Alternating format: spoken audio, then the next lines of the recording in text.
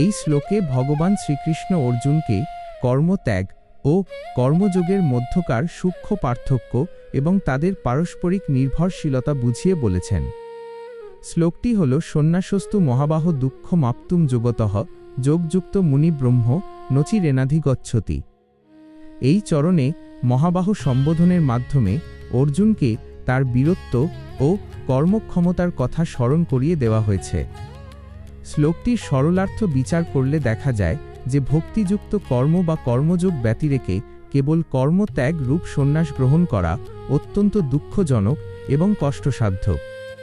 কিন্তু যিনি নিষ্কাম কর্মে নিবিষ্ট থাকেন সেই মুনি বা তত্ত্বদর্শী পুরুষ অতি শীঘ্রই পরম ব্রহ্মকে লাভ করতে সক্ষম হন।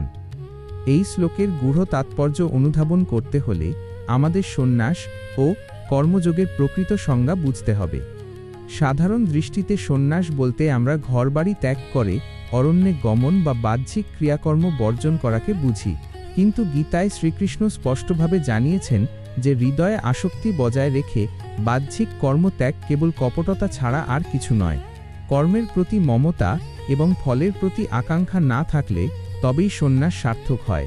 ভক্তিহীন অবস্থায় বা ভগবানের সাথে যুক্ত না হয়ে কর্মত্যাগ করলে মনে বিক্ষোভ সৃষ্টি হয়, কারণ ইন্দ্রিয়গুলো স্বভাবতই বিষয়ের দিকে ধাবিত হতে চায়। যখন কোনো সাধক জোরপূর্বক ইন্দ্রিয় দমন করেন কিন্তু অন্তরে বিষয়ের চিন্তা পোষণ করেন, তখন তার চিত্ত অশান্ত হয়ে ওঠে এবং মুক্তি লাভ দূরের কথা বরং দুঃখই বৃদ্ধি পায়। অন্যদিকে কর্মযোগ হল এমন একটি পথ যেখানে মানুষ সংসারে থেকেও প্রতিটি কাজ ভগবানের সেবায় নিবেদন করে। এই যোগের মাধ্যমে সাধক নিজের অহংকার বিসর্জন দেন এবং নিজেকে পরমেশ্বরের হাতের যন্ত্র হিসেবে গণ্য করেন। কর্মযোগের মাহাত্ম্য এখানেই যে এটি মনকে বিশুদ্ধ করে। যখন মন নির্মল হয় তখন আত্মজ্ঞান আপনা আপনি প্রকাশিত হতে থাকে। শ্লোকে মনি শব্দটি ব্যবহার করা হয়েছে, যার অর্থ যিনি ভগবানের চিন্তায় মগ্ন থাকেন। কর্মযোগী যখন তার সমস্ত দৈনন্দিন কর্তব্যকে ঈশ্বরীয় আরাধনায় রূপান্তরিত করেন, তখন তিনি ধীরে ধীরে সংসারের বন্ধন থেকে মুক্ত হয়ে ব্রহ্মের স্থিতিতে পৌঁছান। সন্ন্যাস ও কর্মযোগ দুটি ভিন্ন পথ বলে মনে হলেও প্রকৃতপক্ষে তারা একই লক্ষ্যে পৌঁছানোর স্তরবিশেষ। ভক্তিযুক্ত কর্ম ব্যতিরেকে প্রকৃত ত্যাগের মহিমা অর্জন করা প্রায় অসম্ভব। একজন মানুষ যতক্ষণ পর্যন্ত না নিষ্কাম কর্মের মাধ্যমে নিজের অন্তরকে কাম ও ক্রোধ থেকে মুক্ত করতে পারছেন, ততক্ষণ তার পক্ষে প্রকৃত সন্ন্যাসীর মতো প্রশান্ত থাকা সম্ভব নয়। শ্রীকৃষ্ণ এখানে অর্জুনকে এই শিক্ষাই দিয়েছেন যে কর্ম থেকে পলায়ন নয়, বরং কর্মের মাধ্যমেই মুক্তি খুঁজতে হবে। যখন কোনো সাধক ভক্তিভাবে প্রতিষ্ঠিত হয়ে কর্ম করেন, তখন তার কর্ম আর বন্ধন সৃষ্টি করে না, বরং তা পরম সত্যের দ্বারে পৌঁছানোর সোপান হয়ে দাঁড়ায়। বড় বড় তত্ত্বের চেয়েও গুরুত্বপূর্ণ হল মনের অবস্থান। যদি কেউ বনে গিয়েও জগতের কথা চিন্তা করেন, তবে তিনি সন্ন্যাসী নন। আবার যদি কেউ রাজপ্রাসাদে থেকেও নিজেকে শ্রীহরির চরণে উৎসর্গ করেন, তবে তিনি প্রকৃত সন্ন্যাসের আনন্দ ভোগ করতে পারেন। এই শ্লোক আমাদের শেখায় যে আধ্যাত্মিক পথে অগ্রসর হওয়ার জন্য বাহ্যিক বেশভূষা বা অবস্থান পরিবর্তনের চেয়ে আন্তরিক সংকল্প ও কর্মের প্রতি দৃষ্টিভঙ্গি পরিবর্তন করা বেশি জরুরি। ব্রহ্মকে লাভ করা বা আত্মতত্ত্ব উপলব্ধি করা কোনো সুদূর পরাহত কল্পনা নয়, বরং এটি সুশৃঙ্খল এবং ভক্তিযুক্ত কর্মের অনিবার্য ফল। পরিশেষে বলা যায় যে ভগবান শ্রীকৃষ্ণ এই শ্লোকের মাধ্যমে কর্ম ও সন্ন্যাসের মধ্যে এক চমৎকার সমন্বয় সাধন করেছেন। তিনি অর্জুনকে তথা সমস্ত মানবজাতিকে এই বার্তা দিয়েছেন যে কর্মযোগ হল সন্ন্যাসের ভিত্তি।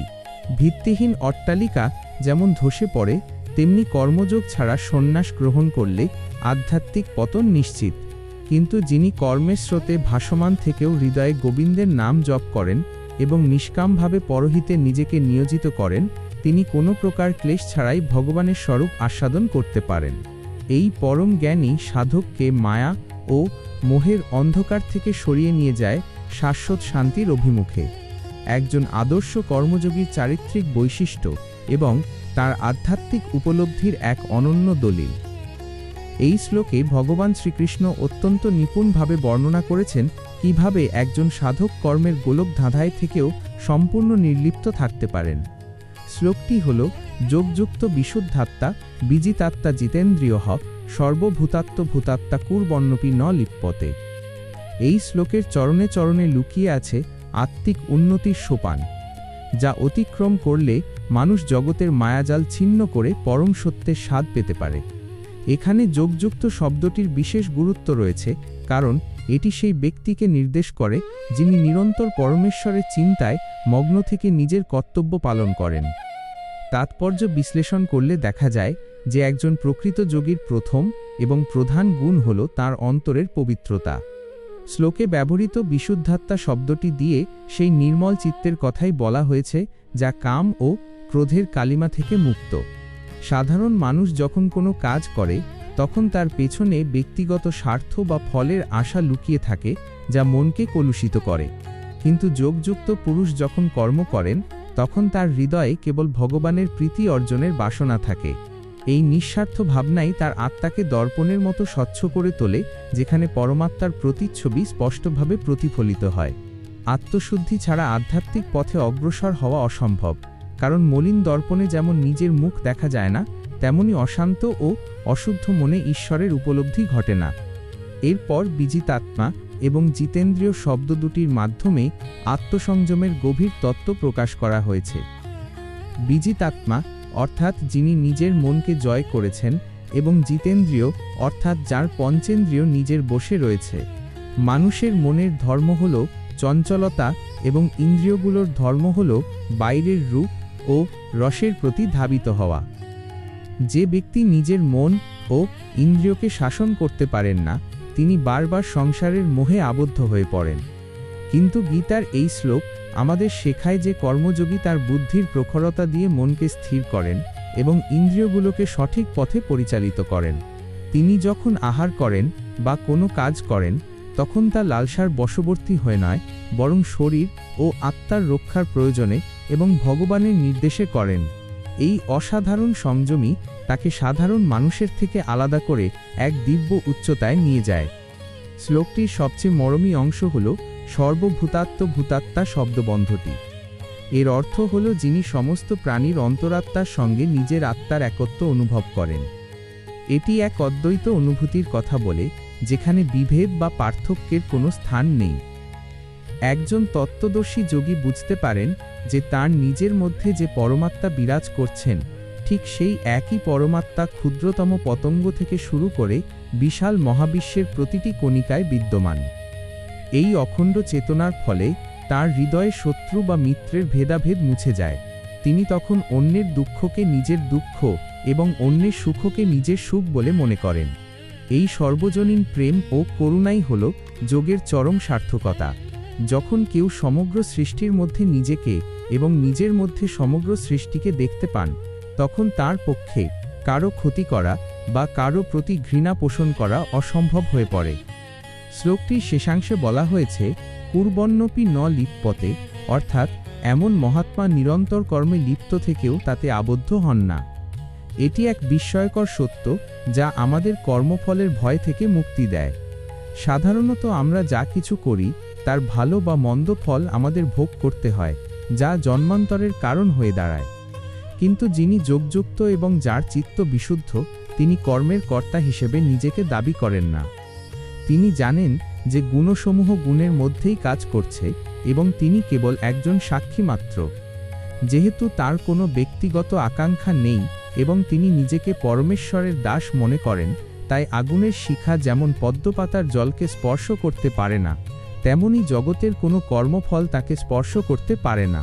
তিনি সংসারে থাকেন ঠিকই, কিন্তু তার মন থাকে গোবিন্দের পাদপদ্মে।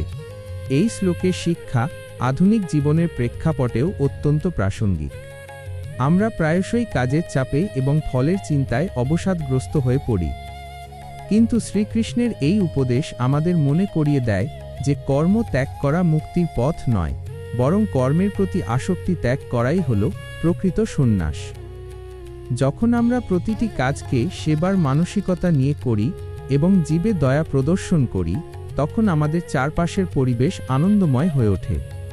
মনের ওপর নিয়ন্ত্রণ এবং সর্বভূতে সমদর্শন আমাদের মানসিক শান্তি প্রদান করে, যা কোনো পার্থিব সম্পদ দিতে পারে না।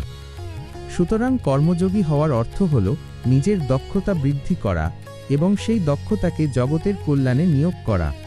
উপসংহারে বলা যায় যে শ্রীমদ্ভগবদ্গীতার এই সপ্তম শ্লোকটি মানুষকে ক্ষুদ্র অহংবোধ থেকে মুক্ত করে এক বৃহত্তর সত্তার সঙ্গে পরিচিত করায়। এটি আমাদের শেখায় কিভাবে মনকে আয়নার মতো পরিষ্কার রাখতে হয় এবং কিভাবে ইন্দ্রিয়গুলোকে আধ্যাত্মিক সাধনার অনুগামী করতে হয়। যিনি এই পথে চলেন তিনি পৃথিবীর ধুলোবালির মধ্যে থেকেও আকাশের মতো স্বচ্ছ ও নির্লিপ্ত থাকেন। ভগবানের এই অমীয় বাণী ধারণ করলে জীবন হয়ে ওঠে ধন্য এবং সাধক লাভ করেন সেই পরম অভয় পদ যা জন্ম ও মৃত্যুর ঊর্ধ্বে। এই শাশ্বত জ্ঞানই মানুষের অন্তরে জাগিয়ে তোলে সেই চিৎঘন আনন্দ যা সমস্ত শোক ও মোহের বিনাশ ঘটায়।